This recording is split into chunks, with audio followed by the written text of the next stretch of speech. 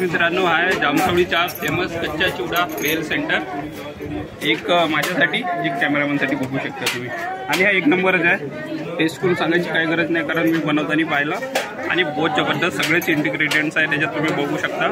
आणि महत्त्वाचं म्हणजे शेंगदाणे भाजलेले, एक नंबर मजा येणार आहे। तुम्ही पण कच्चा चिवडा घरी बनवून खा, आम्ही इकडे खातो। धन्यवाद।